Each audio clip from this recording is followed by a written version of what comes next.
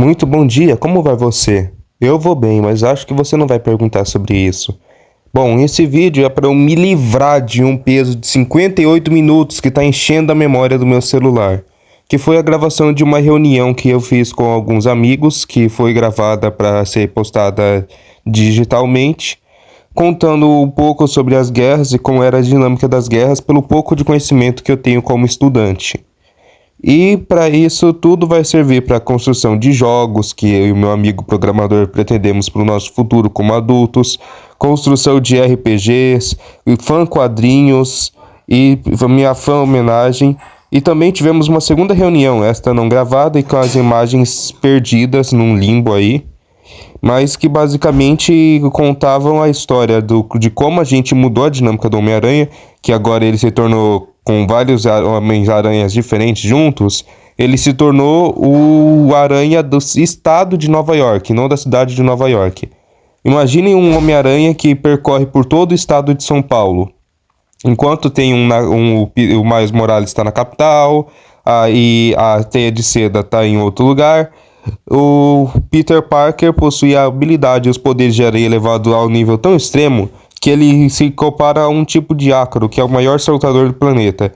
Que, se eu não estou enganado, é mais de 1000 vezes a altura que ele salta, é mais de 1000 vezes o peso dele, se eu não me engano.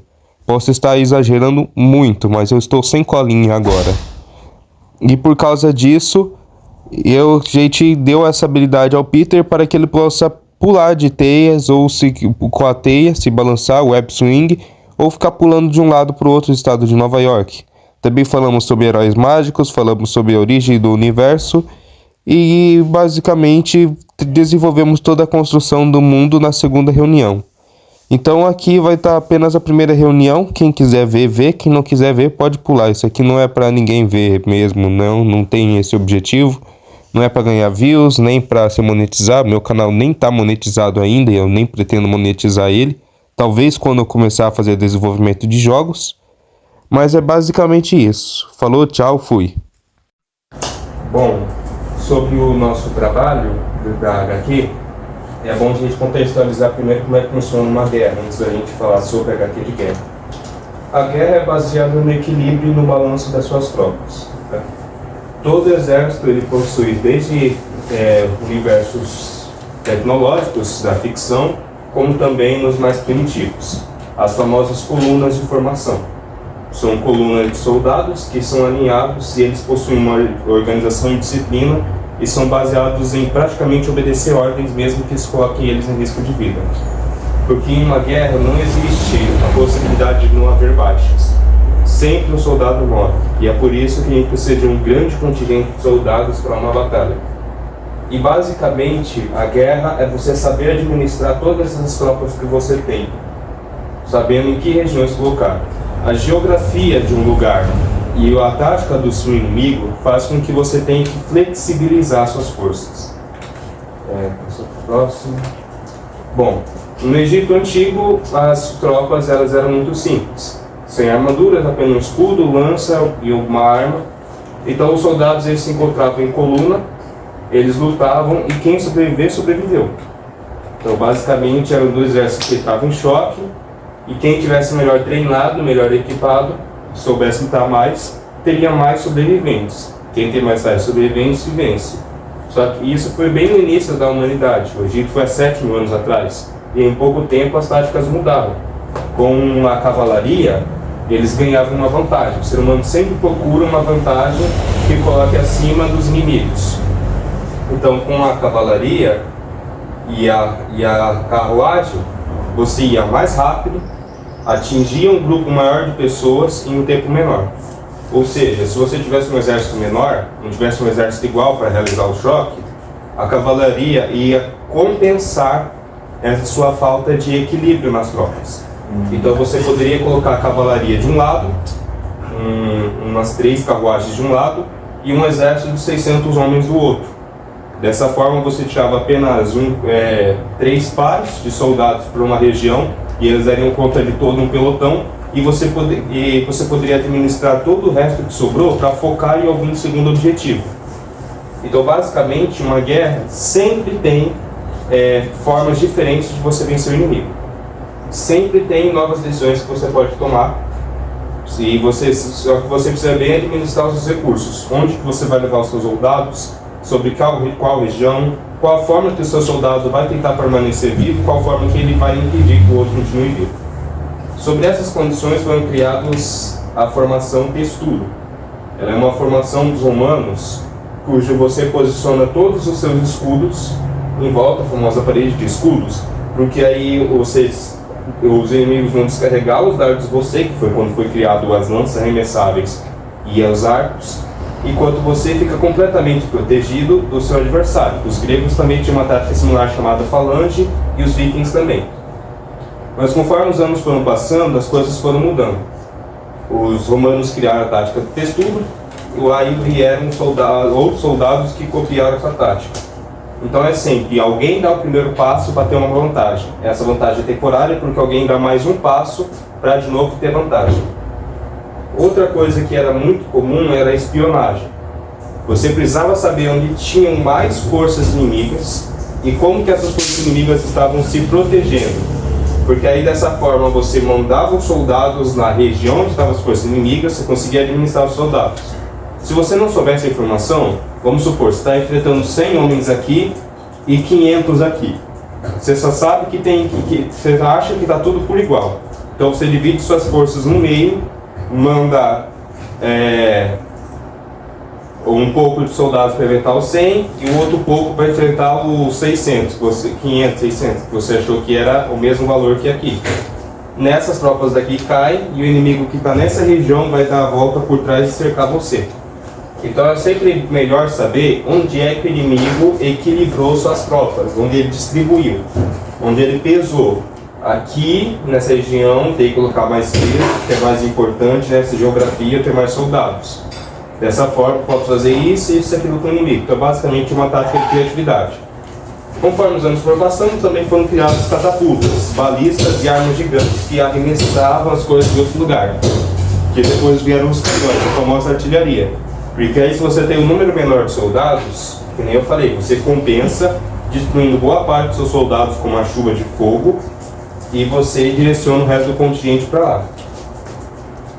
Com o tempo também foi criado, essa aqui no caso, a batalha em terra, e com o tempo foi criada a batalha no ar. Só vou verificar aqui se ainda está gravando. Sim, ainda está gravando. Bom, a batalha em terra e as batalhas em ar. E alguma coisa a gente não pode se enganar. Não existe diferença entre batalhar em ar e batalhar em terra. Ah, como não tem não, a dinâmica é diferente? Sim, a dinâmica é diferente.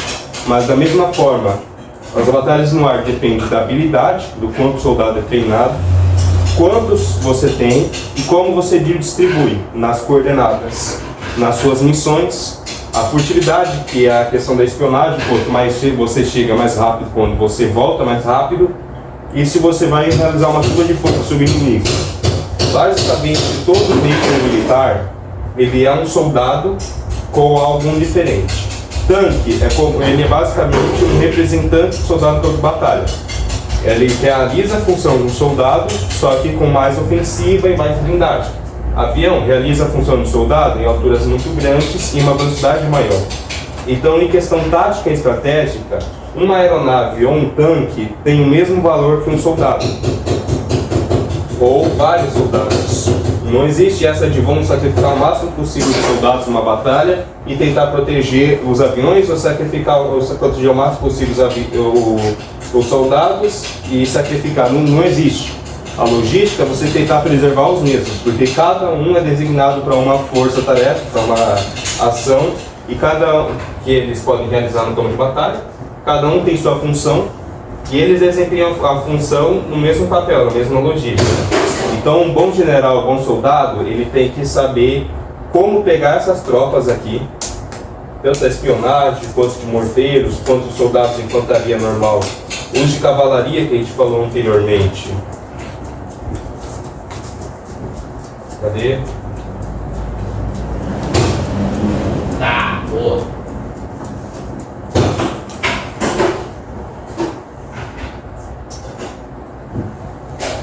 que eu passei muito.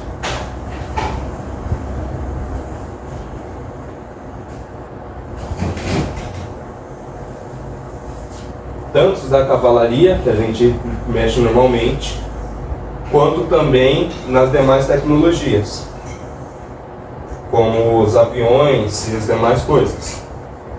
A logística é a mesma, a forma que você tem que cuidar e administrar é basicamente a mesma. Não existe essa de, vamos dar mais importância para um ou para o outro. Você vai ajustar de acordo com o terreno, de acordo com a função. Então, numa guerra, basicamente, você tem que saber administrar as tropas. Assim como no jogo de xadrez, você tem que saber onde colocar cada peça no tabuleiro, ou aqueles joguinhos de guerra que você tem que reunir o número de homens que seja maior do que aquele que está naquele campo, conquistar ali, fazer aquele posto produzir mais homens e distribuir. Aqueles famosos jogos de estratégia que você tem que administrar números. Basicamente, no campo de batalha não existem indivíduos, são só números.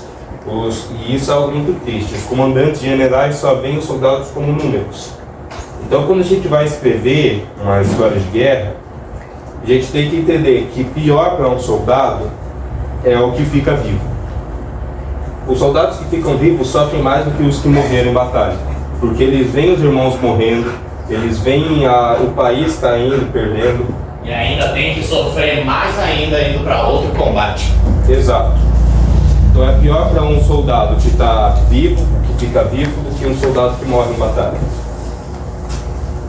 Ainda está gravando? Sim, de vez em quando o meu celular ativa um negócio. Você precisa de uma atualização e ele interrompe tudo que está fazendo. Não, tá aqui. 9 minutos. Okay. Pode gravar 35 ainda. Basicamente, essa é uma introdução de como que funcionam as guerras. Vocês temos que saber como ser realistas, que é um general só vê os seus homens como homens, como números. Quando você vai no campo de batalha, o general, o comandante, ele só vai se importar com vocês, tropas, em número. Você só está vivo não porque ele gosta de você, porque ele se importa com você, mas porque ele precisa de um número maior para superar o número do adversário. Então não é só porque o soldado tem número, é um número que o seu general não se importa se ele morrer. Ele se importa sim, todo comandante se preocupa com a morte dos seus homens, porque se tiver muitas baixas não tem como contra-atacar. Então basicamente você tem que distribuir, equilibrar a logística de todos os tipos de recursos da guerra, mas você tem que fazer o máximo possível que elas preservem. Daí vem as táticas, daí vem as estratégias, daí vem as formas que foram desenvolvidas ao longo dos anos para combater. Eu já falei do texturo, que ele basicamente você ficava mais tempo vivo, porque tinha nesses escudos a proteção que os soldados precisavam. Dentro dos escudos existia um dardo de chumbo. Você arremessava esse dardo, ele subia e caía em cima do inimigo. Ou o inimigo levantava os escudos para impedir que os dardos caíssem na cabeça deles e deixava a barriga exposta para as lanças, ou ele se protegia das lanças e um dardo de chumbo caía na cabeça. Essa foi a primeira estratégia, que era como que o inimigo ia administrar a defesa, independente de como ele administrasse a defesa. Se fosse o escudo à frente ou se fosse o escudo para cima, o resultado seria o mesmo. Morte. Então, basicamente, uma estratégia é, você tem que ter uma forma de ultrapassar, combater a estratégia do outro. Sempre há uma estratégia. Não existe exceção. Sempre existe uma forma de você ultrapassar a tática do seu adversário. Seja com uma aposta ou com algo muito bem elaborado. Isso. A questão é quantos homens você vai empregar em cada ação, quantos vão viver e a velocidade e a precisão dessa ação. Isso que é o X da questão. Você não tem que pensar, existe ou não existe? Existir, existe. Você tem que saber qual é, ter a quantidade de homens certas para a tarefa. A gente fala de homens porque a maioria das pessoas que se matam em guerra são homens. Então você precisa ter a quantidade de pessoas, número de soldados certo, que precisam agir no tempo, na sincronia certa, na velocidade correta.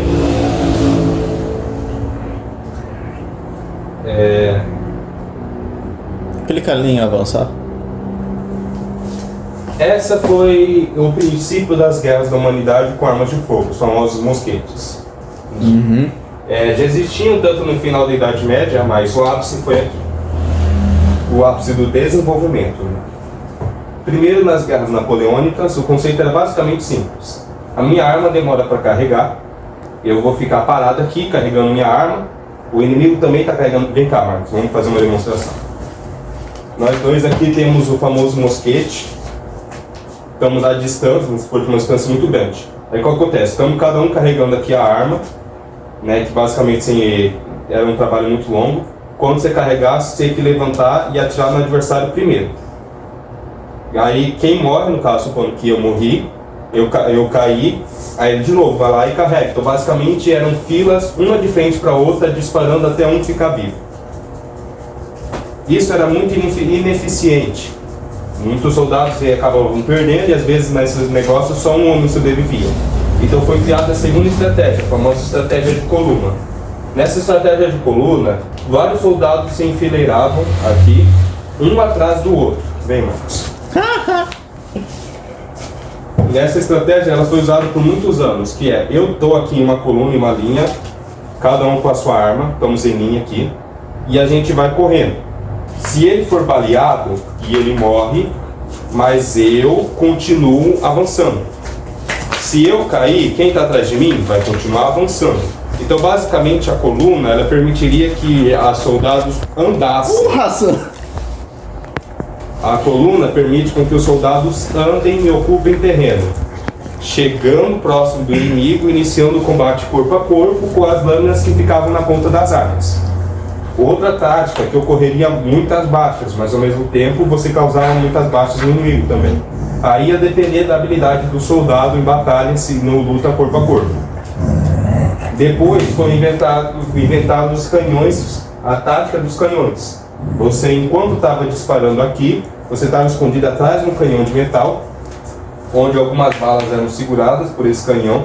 Você não sofria baixas, ou pelo menos sofria um mínimo de baixas, enquanto o canhão ia lá e tirava uma grande quantidade de soldados inimigos. Então o canhão ele foi feito para desequilibrar essa tática de coluna.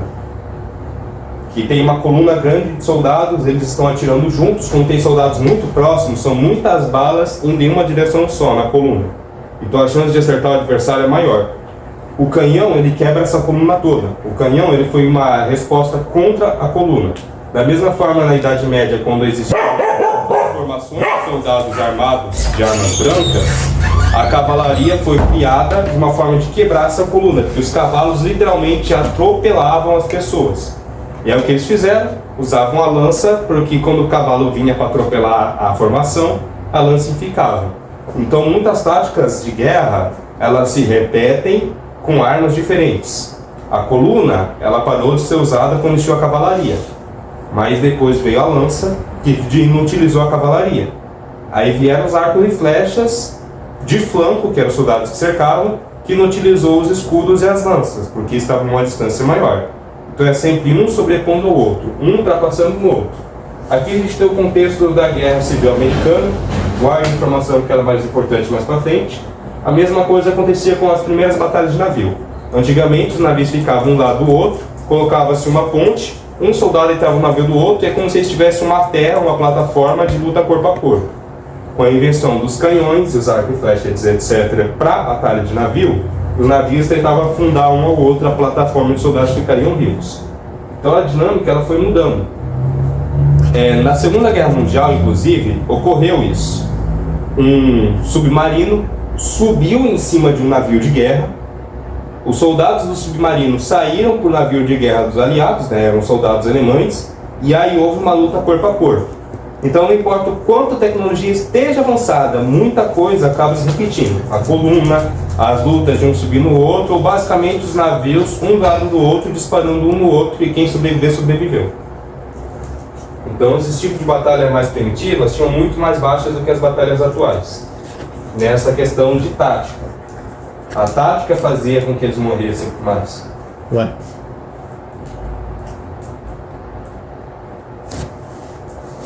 Deixa eu ver isso Aqui é muito slide.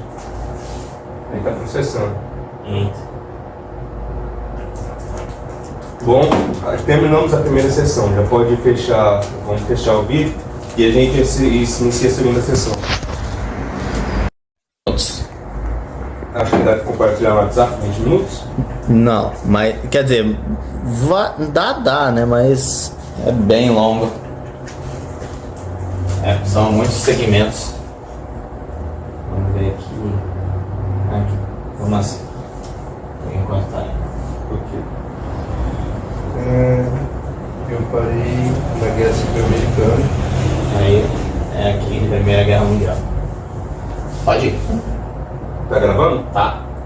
Beleza. Vamos ver se... Aí aqui a gente entra no contexto da Segunda Guerra Mundial, a Primeira Guerra Mundial, que é bom a gente dar uma passada rápida. A Primeira Guerra Mundial, as táticas eram basicamente as táticas antigas. A espionagem, a cavalaria, que também era muito usada no campo de batalha. Só que basicamente a Segunda Guerra Mundial foi um choque entre o avançado tecnológico e as táticas primitivas. Então basicamente, qual era o avanço? Metralhadoras, armas que carregavam mais rápido. O que dispensou a necessidade da coluna. Em questão de disparar, de ter a maior quantidade de baixos possível. Você não precisava da coluna, né, vários soldados juntos disparando, para ter maior taxa de acerto. Você tinha armas que atiravam com mais velocidade. Então você tinha mais chance de acertar, além dos treinos de pontaria. Então esse avanço tecnológico aqui permitiu isso. Mas existia uma tática que foi criada mesmo nos anos de 1800 que dispensava isso. A tática das trincheiras. Era um buraco cavado no chão, você ficava dentro, acho que todo mundo já sabe, todo mundo já estudou, que impedia que você conseguisse atingir com facilidade. Então basicamente você usava os canhões para tentar atingir a trincheira inimiga, porque a bala tinha que subir, encurvar e cair dentro do buraco onde estavam os inimigos. O que é muito difícil e só seria bom mesmo de fazer com um morteiro. Exato, que os morteiros eles foram inventados para essa função. Então os soldados eles aguentavam até uma quantidade de bombardeiro que estava caindo em cima deles, bombardeiros, morteiros. Claro, né? Era só fazer um teto. Difícil fazer um teto. Difícil fazer um teto. Não aguentava. Havia deslizamento de terra que tampava os soldados, etc. Era uma trincheira. Saquei. Mas você tinha que aguentar. E se você sobrevivesse, um grande cuidado de vocês sobrevivência sem essa explosão, vocês iam de novo subir em forma de coluna ou de maneira dispersa, atravessar a trincheira pela terra de ninguém, vou falar isso mais tarde. Muitos morriam, aquela famosa taxa das colunas. Você entrava na trincheira inimiga, matava quem estava lá e tomava posição. Mas como estava tendo muitas baixas, foi criado os tanques. Ele era um veículo que subia no terreno acidentado, esburacado das trincheiras, muitas vezes com arame farpado, pedaços de madeira que eram feitos para impedir soldados de passarem. O tanque passava por cima e ao mesmo tempo o tanque recebia os disparos principais, porque ele era a maior ameaça, precisava ser atingido o mais rápido possível, então ele tinha a maior parte das atenções, enquanto os soldados ficavam atrás dele recarregando as armas ou do lado, porque como o tanque era o maior perigo, os disparos eram focados no tanque e não nos soldados em volta. E os soldados em volta podiam ir enquanto o tanque estava tomando tiro. Exato. Então o tanque ele serviu para ser uma trincheira, um bunker, um escudo móvel, uma forma de proteger os soldados. Como eu falei, a cavalaria era muito usada para você, principalmente espionagem. O campo de batalha ele não é unânime. A guerra na Europa não é que tinha em todo o tempo na Europa uma linha de soldados um atrás do outro, cobrindo todo o terreno da fronteira na Europa, se enfrentando de uma só vez nessa coordenação toda. O terreno era bem irregular, e quando uma parte do campo de batalha era muito avançada por suas tropas, no outro parte do seu campo de batalha as tropas estavam muito recuadas. Então basicamente era você conquistando pedacinho por pedacinho. Era um avanço muito mais lento. Foi criado dessa forma os aviões. A ideia é que os aviões eles passassem por cima, ele era uma criação recente, para ver onde tinham mais soldados inimigos, quais que era a fronteira, quantos morteiros o inimigo tinha, para saber o quanto de bombardeiro que ia dar de aguentar, se você já podia passar direto. Então os aviões foram criados para isso. Consequentemente, muitas vezes tinha 2 pilotos de aviões inimigos no ar. E eles não conseguiam se atacar. Muitas vezes pegava aqui a arma para tentar disparar um no outro, mas se eles não prestassem atenção, o avião caía, o avião pendia, inclinava. Então não era eficiente essa. E além disso, o avião não aguentava peso para armas na época. Então algumas pessoas levavam tijolo para que ele subir em cima do avião inimigo, um em cima do outro, e tacar o tijolo embaixo. Mentira, cara. Sim. Ou faca, ou um revólver pequeno, porque eles ficavam um avião do lado do outro, aí deixava o avião dirigido, você ficava assim. Meu Deus do céu. Então, o início da guerra aérea foi bem complicada. Basicamente, igual os primeiros navios. Um do lado do outro, com as pessoas tentando se atirar. Não existia aquela dinâmica do navio de carrega a torreta, levando aquela direção, atira em tantos graus, ou do avião de inclinar. Essa dinâmica toda de batalha que diferenciou foi inventada depois. Mas o início é basicamente um chão voador que você ficava com a arma aqui disparando no outro. Impressionante. Dá pra ir? Foi? Foi. Mas a Segunda Guerra Mundial destacou-se por uma tecnologia que seria muito avançada para ela. Os U-Boats. A Alemanha criou submarinos. No início, eles eram dominados apenas pela Alemanha e pelo eixo. Com os submarinos, era muito possível afundar os navios, principalmente os navios britânicos. Como os navios estavam acostumados a lutar um do lado do outro, disparando no outro, toda a parte lateral era blindada. Os recursos, como não tinha muito, você tinha que saber administrar. Então a sua blindagem vai ser concentrada onde? Aonde o navio é vulnerável nessas batalhas, o navio contra o navio, que era no lado. Então você focava, você não tinha muito recurso para gastar, você tinha que administrar e cuidar dos recursos. Então você cuidava de separar um pouco para cada função, organizar para cada navio existente, para você ter um número suficiente de navios, você blindava os lados. Como os lados eram blindados, o casco embaixo não era. Então os submarinos não precisavam de um torpedo muito grande. Eles só chegavam, disparavam embaixo do navio, o navio quebrava e afundava com facilidade muito grande. Não existia, ninguém estava preparado para a guerra submarina. E até mesmo na Segunda Guerra Mundial, não existia um submarino disparando um torpedo no outro submarino. Era o submarino disparando um torpedo no navio, o navio jogando bombas dentro da água para tentar atingir o submarino. Um submarino via outro submarino e ignorava. Vocês dois teriam que subir no ar, ficar um do lado do outro em cima da água e usar esse canhão aqui para um disparar no outro, ou vocês na água, que nem um navio, virar de frente e disparar um torpedo no outro. Não existia guerra submarina. Somente aconteceu uma vez na Segunda Guerra Mundial, anos depois, algumas décadas depois, de um submarino conseguir disparar um torpedo e acertar outro embaixo d'água. Foi algo que só aconteceu uma vez naquela época. E isso é algo que a gente vê em filme o tempo todo. Exato, na Segunda Guerra Mundial não tinha isso. Então isso de um submarino disparar no outro é algo muito moderno, muito recente. Naquela época o submarino ele era um navio que afundou. Ele era um navio afundado, basicamente isso. Ele lutava contra o navio, ele tinha que subir e disparar, ou ele aproveitava e afundava no casco. O submarino, quando é submarino, só na superfície da água. Principalmente na Primeira Guerra Mundial. As condições de vida de alguém no submarino eram tão ruins quanto da trincheira. Na trincheira o pessoal pegava doença, infecção, por causa do barro, de rato, etc. E aqui no submarino eram muitos homens apertados, as necessidades que estavam fazer. Tinha um banheiro pequeno, que era mais sujo que os banheiros que a gente vai nos campuritos, lavador, nesses banheiros públicos, banheiro químico. Eles também pegavam doenças. O submarino ele tinha um estoque de oxigênio e precisava ficar constantemente subindo na superfície para pegar oxigênio. E como que eles tinham um sistema movido a, acho que diesel na época, nem lembro se era diesel ou se era carvão, mas submarino eles tinham um sistema de combustível que você precisava pegar oxigênio para você poder realizar a queima de combustível. Então os submarinos tinham que ficar constantemente subindo. Aí às vezes, por causa quando as forças aliadas tinham conhecimento disso, quando descobriram isso, esperavam o submarino subir para eles alvejarem o submarino com tiro. Antes, é claro, de inventar as cargas de profundidade, que era uma bomba que quando atingisse determinada profundidade na água, ela explodia e a explosão liberaria estilhaços, pedaços de metal que bateria no submarino, ou chacoalharia a água bastante para o submarino desequilibrar, ele pender e chacoalhar.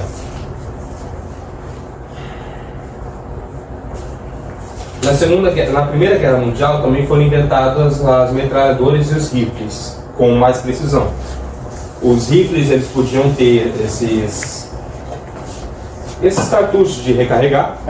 Cartucho mesmo. Ou você colocava manualmente. Existia um rifle, por exemplo, que ele era padrão, foi usado tanto a Primeira quanto a Segunda Guerra Mundial, que você abria ele, colocava 3 balas, você recarregava, aí você disparava, e empurrava a segunda, disparava e empurrava a segunda. Ele era um tiro mais lento, e existiam as metralhadoras que era disparou um monte e já tem que carregar novamente.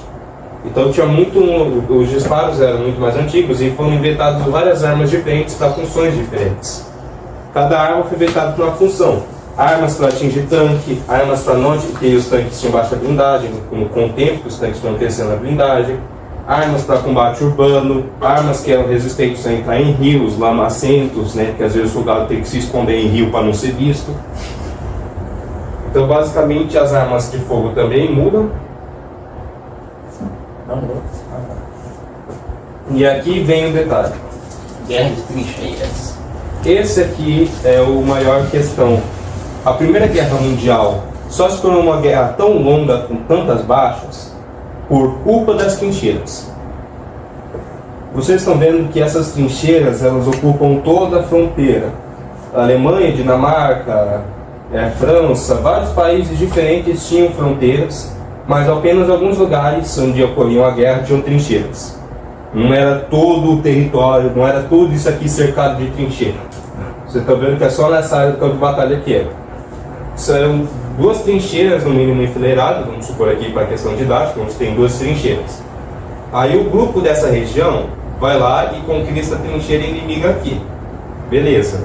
Mas do lado dessa trincheira, com alguns quilômetros de distância, vai ter uma segunda, que os homens daqui vão conquistar. Então a ideia é que todos os soldados eles vão avançar em momentos diferentes ou sincronizados e conquistar a segunda trincheira.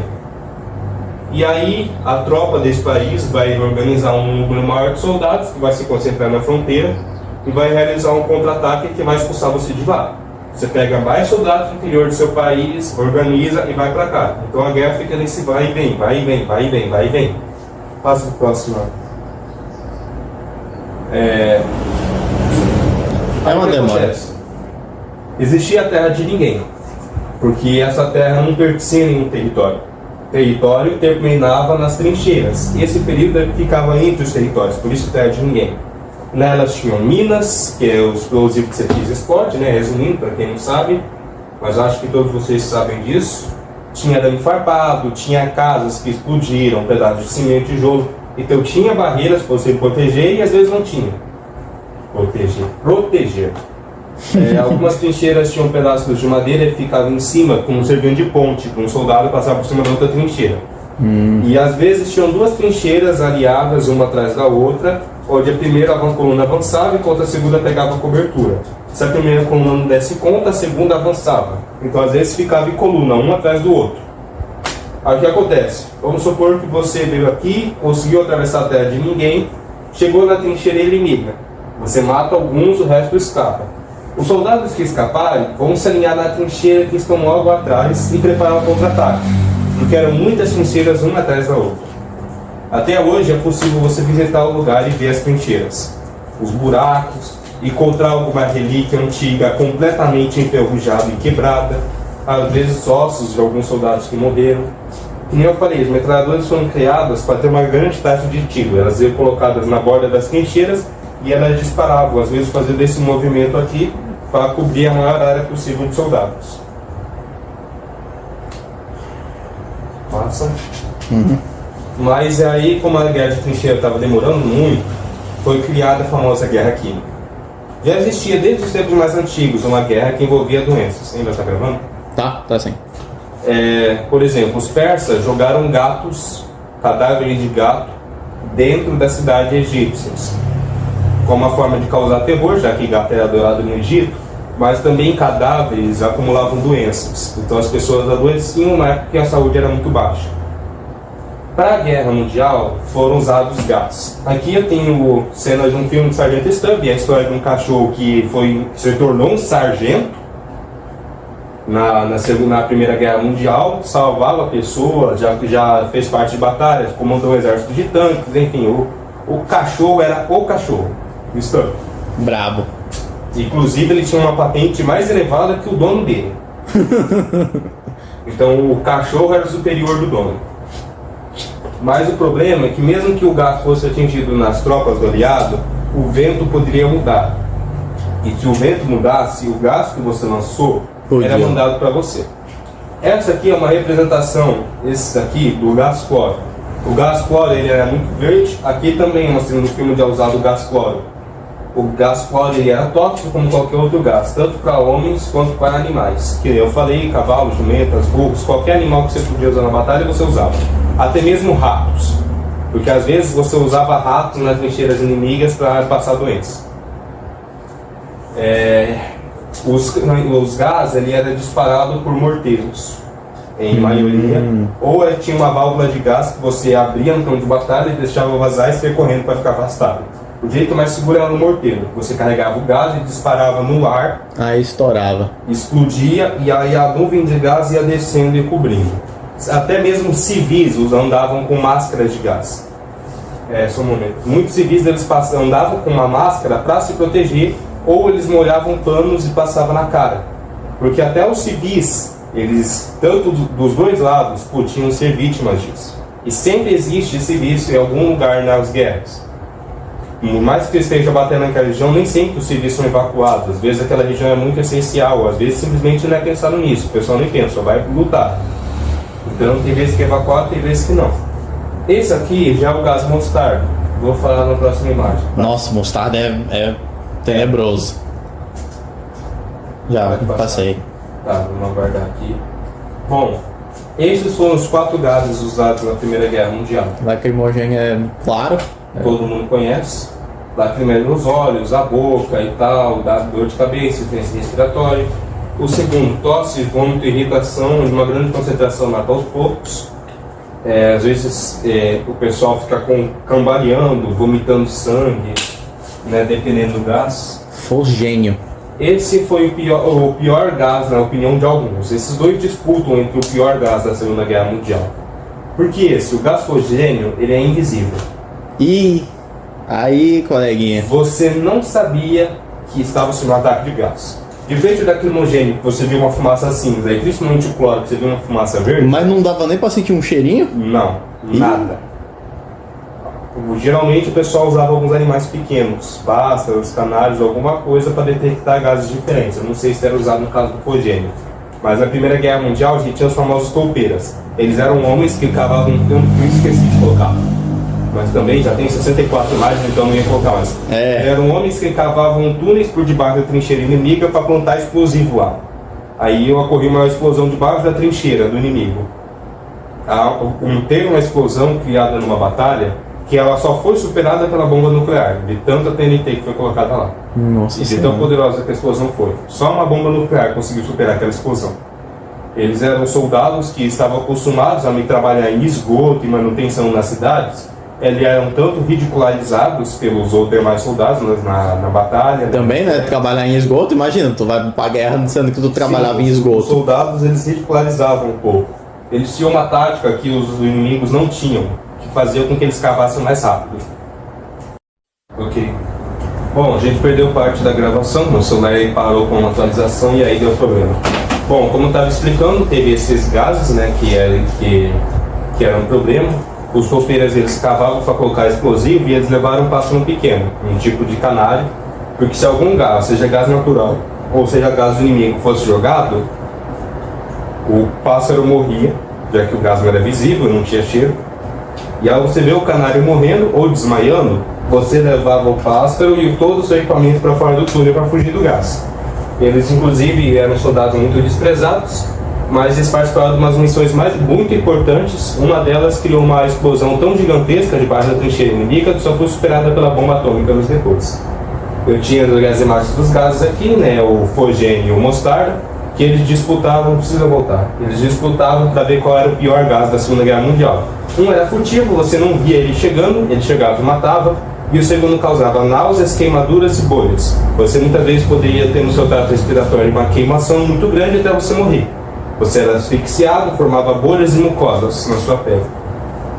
E aí a gente entra nos tanques. O Mark I, como o Marcos disse, ele era um tanque feio. Muito feio. O tanque, eles tinham uma movimentação limitada, os canhões eles eram nos lados. Eles giravam assim para poder disparar, eram 2 canhões. Maneiro. Aí tinha aqui a torre de artilharia. A diferença do Mark I e macho e o fêmea, que eram 2 variantes. Se eu não estou enganado, o Mark I tinha um canhão e o Mark, que é o macho, e o modelo fêmea tinha 2 metralhadoras, se eu não estou enganado. Posso estar invertendo. Eles serviam para baixar trincheiras. Assim que os alemães viram, eles acreditavam que precisavam de um modelo também. Então eles tentaram vários modelos, mas esse primeiro modelo de tanque aqui tinha dificuldade para atravessar a trincheira. Então eles criaram o segundo modelo, que nunca tinha entrado em operação. Teve uma variante russa que era muito ruim, né? A variante russa que era muito ruim. Meu Deus, parece uma bicicleta. Até que os alemães criaram esse aqui, o A7V. O A7V, ele era um tanque que tinha uma blindagem excelente, né? Mas ele não foi tão produzido. Era muito comum os alemães roubarem o Mark I para eles poderem usar. Do Mark I ao 4, que eram as variações desse tanque. Na Primeira Guerra Mundial ainda foi criado esse tanque. O FT-17, ele basicamente foi usado na Primeira Guerra Mundial e até mesmo na Segunda Guerra Mundial ele chegou a ser usado. Foi o primeiro tanque que tinha capacidade de girar a torreta para disparar. Alguns tanques carregavam ferramentas na parte da frente, que era para cavar trincheiras e tal, e transportar tropas. No filme da Era da Extinção de Transformers, nós conhecemos um Transformer, eu não vou lembrar o nome dele agora, que ele usou um desses tanques da Segunda Guerra Mundial. Se eu tiver certo quanto à diferença do tanque macho e fêmea na definição, ele, um macho da espécie arbitoniana, se disfarçou do modo veículo de um tanque modelo fêmea da Terra. E era o que tinha 2 metralhadoras. Pode passar, Marcos? Ok, os aviões. Os aviões da Segunda Guerra Mundial, como eu falei no início, não tinham aquela capacidade muito grande de fogo no início. Eles eram usados só para poder um visualizar o outro. Uma das soluções foi criada pelos alemães, com esse avião aqui, que ele tinha uma metralhadora sincronizada com a asa. O que significa que temos aqui a outra foto. Temos uma hélice que é dupla, não é igual aos outros, ela é dupla. Quando for disparar, a bala passa por aqui, passa de novo, dispara de novo e fica nesse ciclo, sincronizada com a hélice para não pegar na hélice e quebrar. Só os alemães tinham essa tecnologia no início. Uau! Então os alemães por muito tempo tinham esse avião, esse monoplano, diferente dos outros, que eram biplanos e até triplanos, como o Barão Vermelho, e tinha uma metralhadora, apenas uma, que era sincronizada. A solução dos aliados foi duas: criar um avião cujo motor era atrás, e aí a metralhadora acabou ficando na frente, ou criar um avião que tinha a metralhadora em cima da asa superior. Só que aí o piloto tinha que alinhar o avião, ficar em pé enquanto o avião continua dirigindo e aí mirar. Então ele tinha uma desvantajoso. Com o tempo, os aliados conseguiram essa tecnologia, ter adaptado alguns aviões para esqui, outros para água, cada um recebeu uma variação. E os alemães criaram esse aqui, que foi um dos aviões mais famosos da Segunda Guerra Mundial, não vou lembrar o nome dele agora.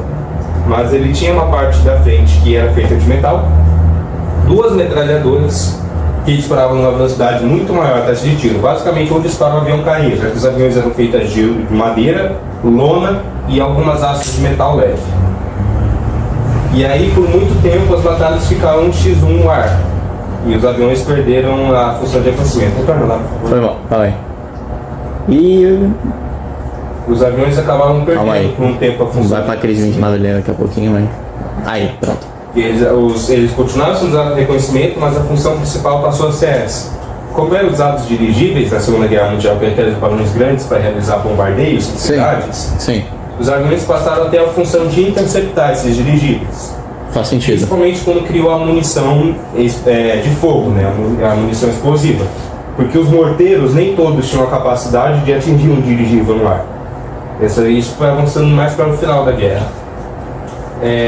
Foi criado o Barão Vermelho, foi o piloto mais famoso, foi um dos primeiros ases da guerra, que era o cara que mais abatia. Ele começou com esse modelo, mas terminou a guerra com um triplano, que tinha um arrasto maior, mas ainda assim ele acabou sendo um dos melhores pilotos da época, apesar de ter sido abatido. E o primeiro avião bombardeiro da história foi o avião do Império Russo, antes da União Soviética. Ele foi o primeiro avião bombardeiro. Ele tinha 4 hélices, a capacidade de pousar com esquis, porque neve, Rússia, acho que já é esperado. Artilheiros nas torres para pegar aviões que estavam voando na parte de cima. Logo, os alemães criaram sua própria versão de bombardeiro, que tinham esses motores laterais, apenas 2, não precisavam de 4 igual eles, rodas muito grandes, inclusive, e eles tinham 3 artilheiros, o que era uma vantagem muito grande na época, porque basicamente você se protegia em todas as direções. Você pode passar agora, Marcos? Vamos aguardar. E basicamente a Primeira Guerra Mundial, que começou no modelo de trincheira, com cavalaria, espionagem e os sistemas mais antigos, terminou com tanques, aviões, soldados de infantaria e grandes colunas aliadas.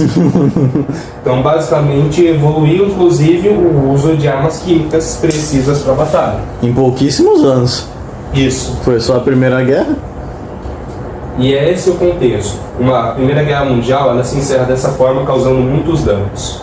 Aí o que ocorre é a crise de 1929. A grande queda. Já vamos terminar por hoje Não? Vamos. Ok. Bom, a gente perdeu parte da gravação, meu celular aí parou com uma atualização e aí deu problema. Bom, como eu estava explicando, teve esses gases, né, que eram um problema. Os topeiras eles cavavam para colocar explosivo e eles levaram um pássaro pequeno, um tipo de canário, porque se algum gás, seja gás natural ou seja gás do inimigo, fosse jogado, o pássaro morria, já que o gás não era visível, não tinha cheiro. E ao você ver o canário morrendo ou desmaiando, você levava o pássaro e todo o seu equipamento para fora do túnel para fugir do gás.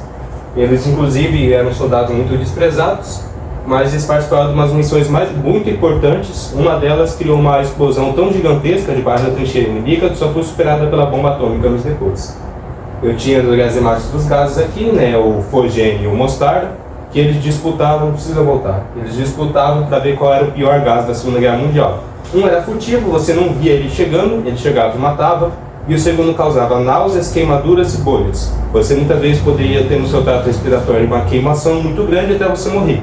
Você era asfixiado, formava bolhas e mucosas na sua pele. E aí a gente entra nos tanques. O Mark I, como o Marcos disse, ele era um tanque feio.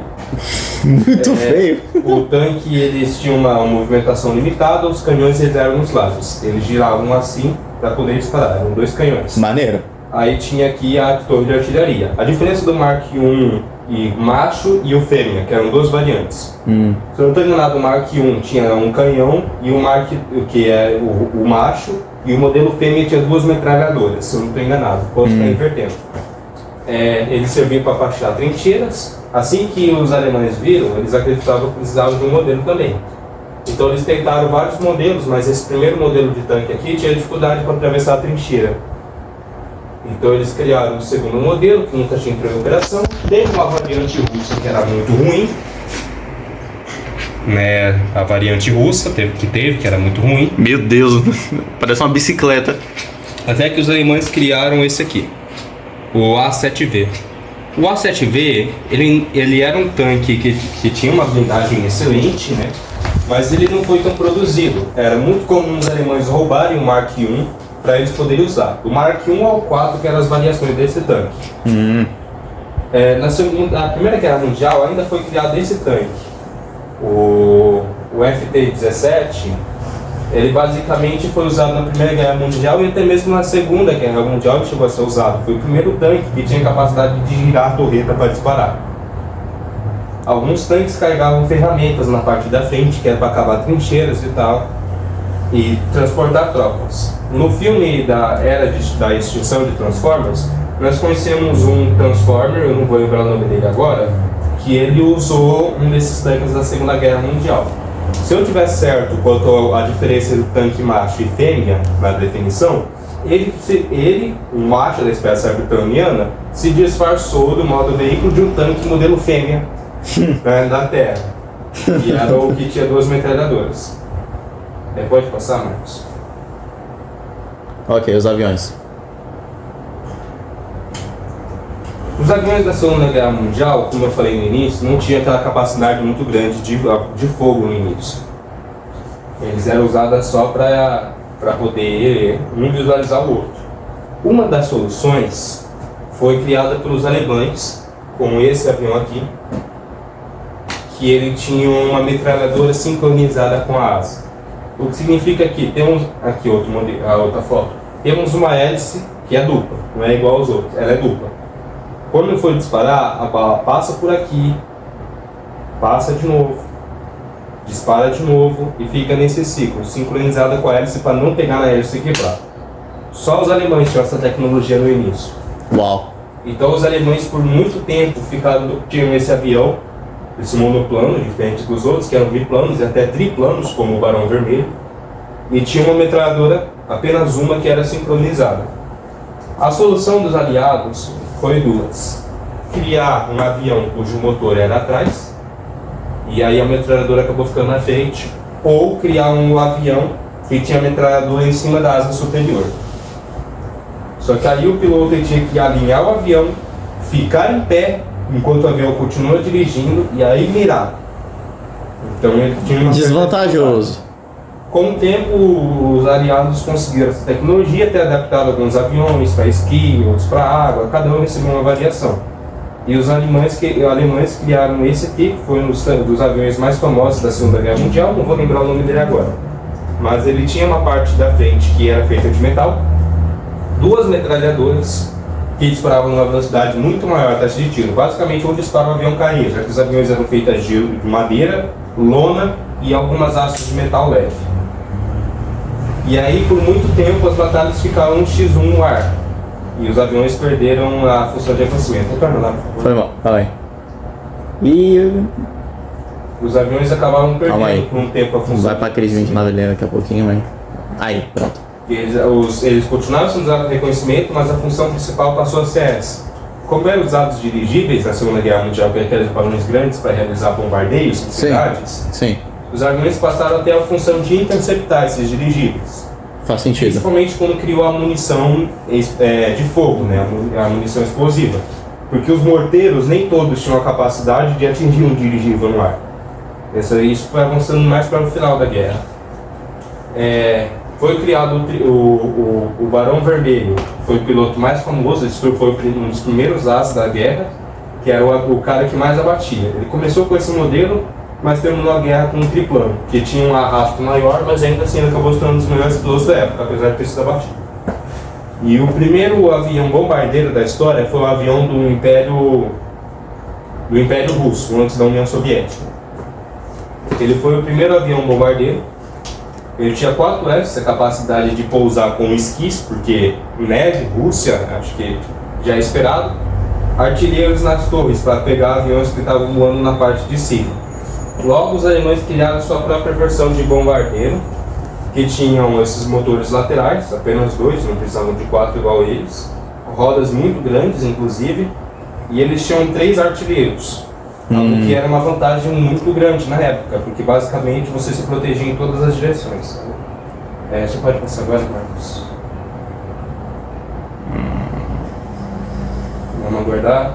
E basicamente a Primeira Guerra Mundial, que começou no modelo de trincheira, com cavalaria, espionagem e os sistemas mais antigos, terminou com tanques, aviões, soldados de infantaria e grandes colunas aliadas. Então basicamente evoluiu inclusive o uso de armas químicas precisas para a batalha. Em pouquíssimos anos. Isso. Foi só a Primeira Guerra? E é esse o contexto. A Primeira Guerra Mundial ela se encerra dessa forma, causando muitos danos. Aí o que ocorre é a crise de 1929. A grande queda. Já vamos terminar por hoje. Não? Vamos. A gente vai terminar por hoje na parada 1529, depois a gente outro dia a gente vai gravar para fazer a parte 2. A crise de 29 derreteu completamente a economia no mundo. Foi gastado muito dinheiro na guerra. E a bolsa de valores americana também derreteu, junto com vários outros fatores da época que causaram isso. Quebrou todinho, até o Brasil se ferrou. O mundo todo entrou em colapso. O dinheiro, a economia. E foi nesse momento que os criminosos decidiram se aproveitar. Pode passar? Claro. E aqui que entra o contexto que a gente vai trabalhar na nossa história em quadrinhos, pelo menos nesse primeiro quadrinho. Aproveitando todo o contexto da Primeira Guerra Mundial e a crise de 29, nós temos 2 caminhos para poder seguir. Tá. Temos aqui Pode passar? um primeiro lado mais detetive. Para a primeira área foram os grandes gangsters. Foi criada uma lei chamada de Lei Seca, que proibiu o uso de bebidas alcoólicas. E cigarros também? Ou era só bebida? Acho que era álcool mesmo. Entendi. Então os grandes gangsters passaram a trabalhar vendendo álcool de maneira ilegal. Faz E sentido. muitas pessoas eram viciadas na bebida alcoólica. Então foi, antes até mesmo da questão das drogas, o primeiro problema foi o álcool. As gangues da época se destacavam por vestir-se com sobretudos, ternos e uma roupa muito mais elegante. Eles usavam armas da Primeira Guerra Mundial, mesmo que as armas que foram usadas na Segunda Guerra Mundial já começassem a desenvolver nesse período. E uma arma bem famosa usada por eles foi a arma Thompson. Sim. Um Que tambor é- giratório. Voltando mais uma vez, porque De novo, o celular do Álvaro tá de fuleiragem com a gente. Thomas Wayne, Ben Parker. Ben Parker luta na Segunda Guerra Mundial, aqui ele tem um detetive. Tem toda aquela trama da época que de muitas vezes o herói, o detetive, ter alguma paixão como uma criminosa. Vai ser tipo um. Vai ser tipo um. assim e ele nega, não. Vai ser tipo um lance Tipo gata Sherlock. negra. É. Vai ser tipo um lance gata negra, só mais que leve, espionagem. Tipo na época do Sherlock, você lembra da época do Sherlock Holmes? É, tipo isso. Basicamente esse estilo. Não vai ser Bruce Wayne, nem Peter Parker, vai ser Ben Parker como Homem-Aranha e o Thomas Wayne como Batman. O Batman e o Homem-Aranha vão ser totalmente investigadores. É basicamente toda aquela essência do Batman como detetive. É. Você vê que ele ainda não é o cavaleiro das trevas nessa época. Então a vida dele é muito mais leve que a vida do Aranha no ar. Pois é. Então vai ter esse contraste. Conforme os anos foram passando, o legado deles vai se inverter. O Batman vai ser o sombrio e o Peter Parker, que no caso vai ser o Homem-Aranha, Que vai ser todo alegre, todo iluminado.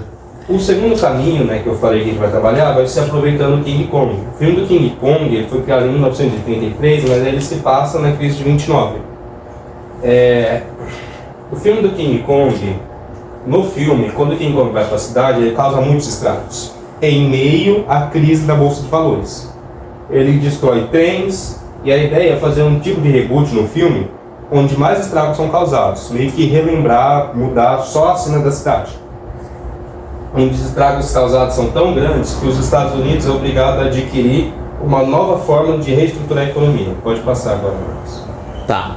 E é aí que a gente inicia a corrida do ouro. Só deixa eu aguardar aqui. Nós vamos trabalhar novamente a questão do oeste americano. A gente vai conseguir trabalhar os heróis do faroeste, sem precisar criar aquele universo paralelo que dá tanta dor de cabeça, né? A gente ter que criar um universo paralelo, destruir esse universo paralelo, fazer apenas algumas pessoas daqueles bilhões de seres humanos do universo paralelo vierem para a Terra. É uma trama muito... É desnecessário e também, infelizmente, quer dizer, pelo menos na minha cabeça, não faz tanto sentido a gente repetir tanto personagem. É claro, tem personagem como Batman do Faroeste, com certeza, do Homem-Aranha do Faroeste, só que assim, é repetido, é repetitivo. Isso. Tem muita coisa. Muitas versões nesse personagem de um universo só. Aí vai basicamente 3 negros dizendo eu sou o Homem-Aranha. Aí fica complicado. Então assim, Isso. a gente não vai repetir personagem. O Homem-Aranha dessa época... O Homem-Aranha vai ser por gerações. Tipo, Pois é. Na próxima reunião a gente vai falar mais sobre essa questão de repetir personagens, legado, que é uma questão mais complicada. Mas por enquanto, na crise de 29, nos primeiros heróis, não vai ter basicamente nenhum herói repetido. Caso haja alguma casualidade, tipo, sei lá. É difícil nessa época ter alguma coisa. Mas vai ter muito personagem diferente. Outra coisa, na maioria dos quadrinhos tem muito mais índios nos Estados Unidos do que de fato tem na vida real, porque na vida real eles foram exterminados. Então vamos supor que se de novo ocorrer uma expansão no Velho Oeste, vai ser com leis preservando os indígenas. E aí a gente vai poder trabalhar histórias que baseiam no conflito de terras indígenas. Pessoas, criminosos que querem se explorar dos Estados Unidos, voltar a explorar o ouro do Oeste, querendo ter indígenas de escravos, trabalhar toda essa questão de preconceito, guerra com os indígenas, a questão da tecnologia, etc, etc. Marca uma pressa aqui. Então, pode passar, Marcos? Tá. Ah, meu Deus, é muita coisa! Tá, mas aqui ó, a gente tem um resumo aqui. Existem muitos personagens que se passam em quadrinhos. Na Liga da Justiça em Unidos, quando eles viajam no tempo, a gente conhece o Jonah Rex, o Zé Diablo e vários personagens que são desse período. Nós temos o Chapolin Colorado, que já atua no Velho Oeste. Esse caso aqui são cenas do Ai, filme meu Speed. Deus. Nós temos o universo paralelo do Aranha e do Aranha do Faroeste. E aí, pra gente não criar uma realidade paralela, a gente pode fazer o Ben Parker tirar aquela roupa preta que combina com cidades noturnas num período de crime, mas não combina com o Faroeste, e adotar um segundo uniforme para explorar no Faroeste. Entendeu? Então o uniforme pode variar e a gente consegue realizar uma homenagem a duas versões do Homem-Aranha e do Aranha-Verso sem trabalhar com o Aranha-Verso. É. Porque nesse momento não precisamos disso. Pode passar. O pior é que não. Calma aí, mano.